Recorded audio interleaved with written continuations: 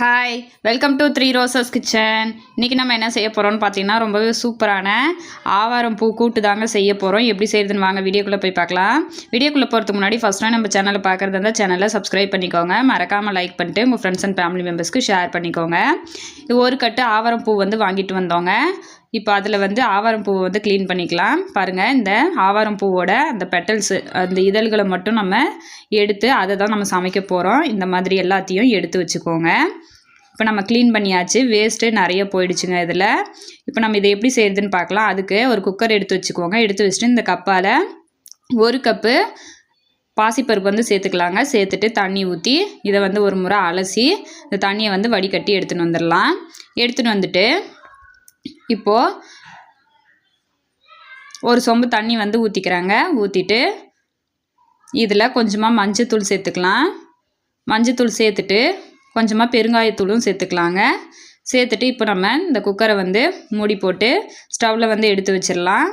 இது ஒரு விசில் விட்டு எடுத்து வச்சுக்கோங்க. எடுத்து வச்சதுக்கப்புறமா இப்போ நம்ம கூட்டு செய்ய ஆரம்பிச்சிடலாங்க. அதுக்கு ஸ்டவ் ஆன் பண்ணிட்டு கடாயை சூடுபடுத்திட்டு எண்ணெய் ஊற்றிக்கோங்க. எண்ணெய் சூடானதும் கடுகு சேர்த்துக்கலாங்க. கடுகு பொரிஞ்சு வந்ததும் கொஞ்சமாக உளுந்து, ஒரு 1/2 டேபிள் ஸ்பூன் உளுந்து சேர்த்துக்கோங்க. 1/2 டேபிள் ஸ்பூன் ஜீரகம் சேர்த்துக்கோங்க. இதெல்லாம் நல்லா பொரிஞ்சு வந்ததும் சின்ன வெங்காயம் பொடியாக கட் பண்ணி வச்சுருக்கேன். இப்போ அதை சேர்த்துக்கலாம். சேர்த்துட்டு ஒரு 10 பல்லு பூண்டு தட்டி வச்சுருக்கேன், அதுவும் சேர்த்துக்கலாங்க. பூண்டை தட்டி சேர்த்துக்கோங்க. அப்போ தான் நல்லா ஒரு ஃப்ளேவர் கொடுக்கும். பூண்டு ரொம்ப டேஸ்ட்டாகவும் இருக்குங்க, அதுக்காக தான். சேர்த்துட்டு இப்போ வரமிளகா 2 கிள்ளி சேர்த்துக்கலாம். இதெல்லாம் வதக்கி விட்டுட்டு இது கூட ஒரு கொத்து கருவேப்பிலையும் சேர்த்துக்கலாங்க. சேர்த்துட்டு வதக்கி விட்டுக்கோங்க. இப்போ இதெல்லாம் வதங்கி வந்ததுக்கப்புறமா ஒரு மீடியம் சைஸ் தக்காளி சேர்த்துக்கலாம். பொடியாக கட் பண்ணி சேர்த்துக்கோங்க. ஒரு தக்காளி சேர்த்துனாவே போதுங்க. சேர்த்துட்டு இப்போ அதை வதக்கி விட்டுடலாம். தக்காளி பார்த்திங்கன்னா நல்லா மசிய வெந்து வரணும், அந்த அளவுக்கு வதக்கி விட்டுக்கோங்க. இப்போ பாருங்கள், தக்காளி எல்லாம் நல்லா வெந்து வந்துருச்சு. இப்போ இதில் இது சின்ன டேபிள் ஸ்பூனுங்க. இதில் 2 டேபிள் ஸ்பூன் குழம்பு மிளகாத்தூள் சேர்த்துக்கலாம். சேர்த்துட்டு அதோட பச்சை வாசனை போகிற அளவுக்கு அதை நல்லா வதக்கி விட்டுக்கோங்க.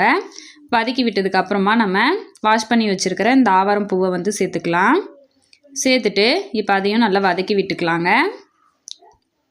ஒரு 2 நிமிஷம் நல்லா வதங்கினாவே பாதி அளவுக்கு நல்லா வெந்து வந்துடும் இந்த பூ. இப்போ தேவையான அளவு தண்ணி ஊற்றிக்கலாம். ஊற்றிட்டு இப்போ கலந்து விட்டுருங்க. கலந்து விட்டுட்டு கொஞ்சமாக மஞ்சத்தூள் சேர்த்துக்கலாங்க. சேர்த்துட்டு இப்போது இந்த ரெசிபிக்கு தேவையான அளவு உப்பு சேர்த்துக்கலாம்.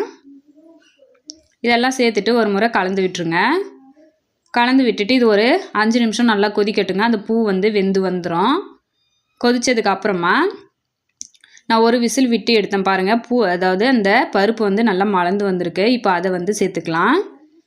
சேர்த்துட்டு இப்போ கலந்து விட்டுடலாம். பருப்பு ரொம்ப குழஞ்சி வரக்கூடாதுங்க. இந்த மாதிரி நல்லா மலர்ந்து வர ஒரு விசில் விட்டோம்னாவே கரெக்டாக இருக்கும். அடுப்பு மீடியம் ஃப்ளேமில் வச்சுட்டு ஒரு தட்டு போட்டு மூடி வச்சுருங்க.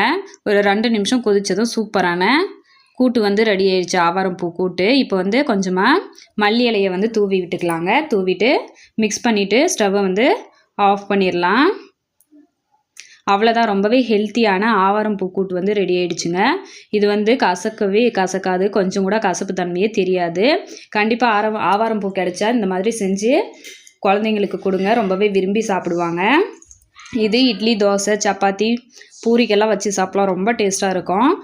கண்டிப்பாக ட்ரை பண்ணி பார்த்துட்டு உங்களோட கமெண்ட்டை சொல்லுங்கள். தேங்க்ஸ் ஃபார் வாட்சிங்.